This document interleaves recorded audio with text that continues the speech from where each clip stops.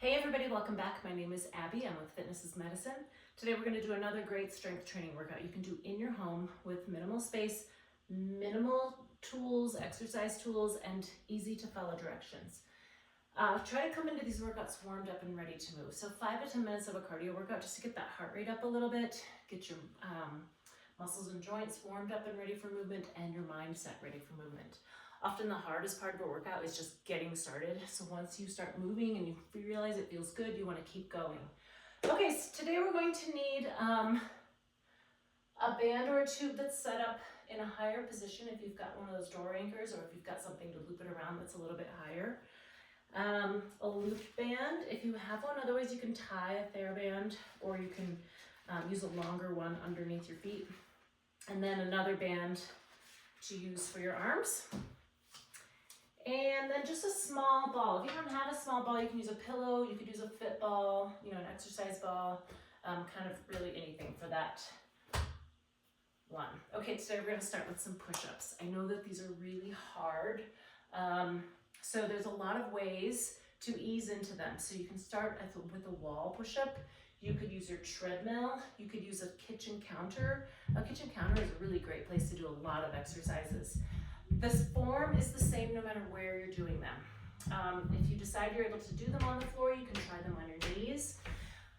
Like I said, the form is the same no matter what. You want your hands, I usually have them a little wider, but still in the same plane as directly beneath my shoulders. If they're up higher, it's harder on your shoulders. It can be a harder exercise as well.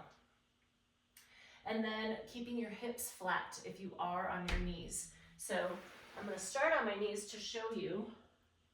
You want to be able to lower down, keeping your neck, no matter how you're doing this, you want your neck in a good neutral position. So just looking straight down. With push-ups, attempting to want to reach with your neck. People don't even know they're doing it. It's just kind of a thing that we do. So really focus on just keeping that chin tucked and leading with your chest. All right, let's try 10. Most importantly, keep breathing. 3, 4, 5, pull up with your tummy. 7, 8, 9, and 10. Good. As you push up, think about helping with pulling up with that tummy. Okay, stand up. And we're going to try a split stance squat. Now, so what this looks like is you're going to step 1 foot forward, 1 foot back, somewhere where you can hang on. And essentially, it's just like you're just going to kneel down. So this is what it would look like if I were to go all the way down. But I'm not going to go all the way. I'm going to go about to there. Importantly, this knee is staying over my ankle, so it's staying back. If you find you're going forward, really try to correct that. Really sit back. 6.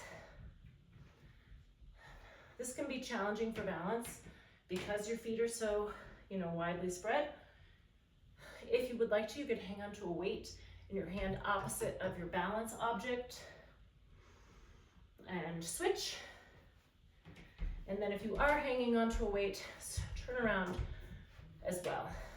Shoulders down and back, staying nice and tall. That knee is staying back over your ankle. We don't want any shear forces going through your knee.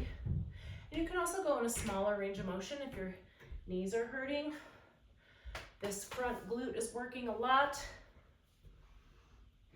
3 more.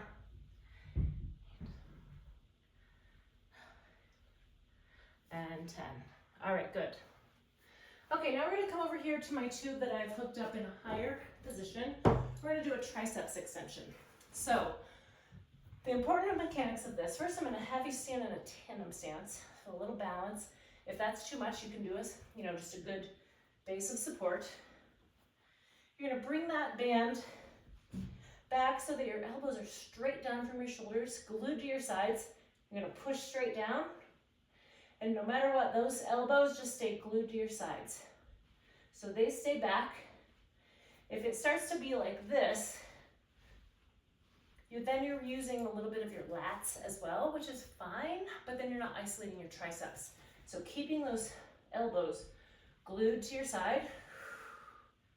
Shoulders stay down, away from your ears.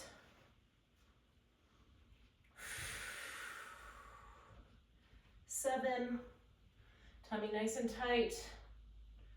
Control that band both directions. And rest, good. All right. If you're doing that cartwheel, you should be feeling it back in here, burning in those triceps. Okay, next we're gonna do a side stepping.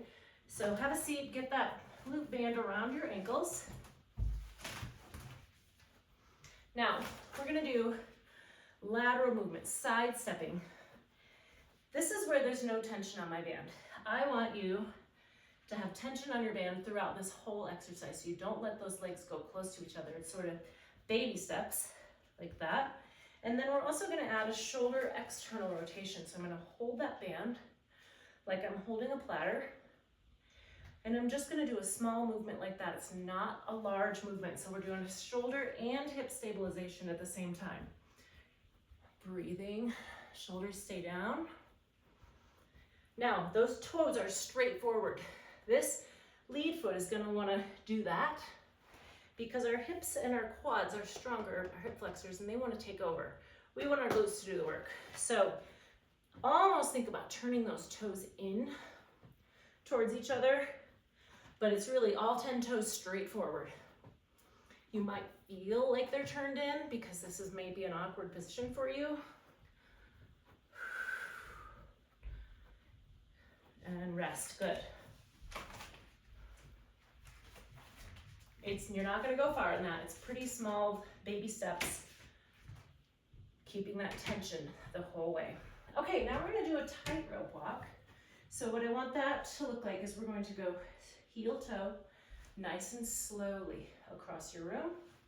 And the more slowly you go, the more challenging it is. Now, if you feel like you would like a little more challenge, you can pick up a pillow or a small playground ball. Hold it out in front, maybe glance around a little bit. And then the next step up for a challenge would be take a step, twist that ball towards the side you step with. So if you step right, you twist right.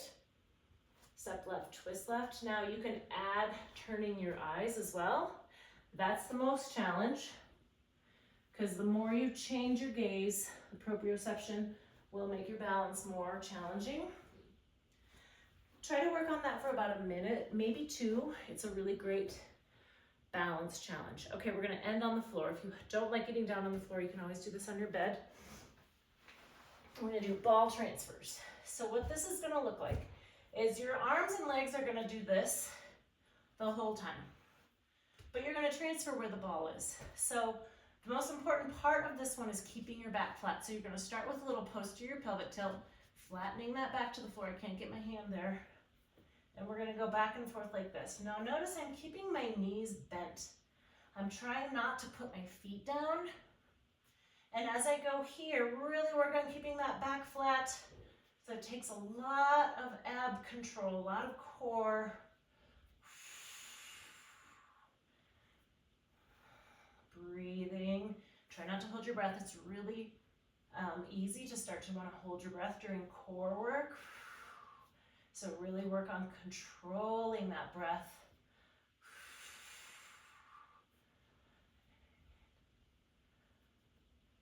Let's do one more each way.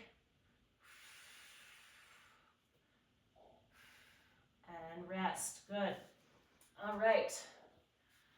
Okay, as always, try to go through these 1 or 2 more times. Add a little cardio in between to keep that heart rate up, and then follow with a good cool down and stretch. If you need any modifications or changing anything or clarification on things, please feel free to reach out privately or leave a message in the comments below. Otherwise, have a great workout and we'll see you next time. Thanks everybody.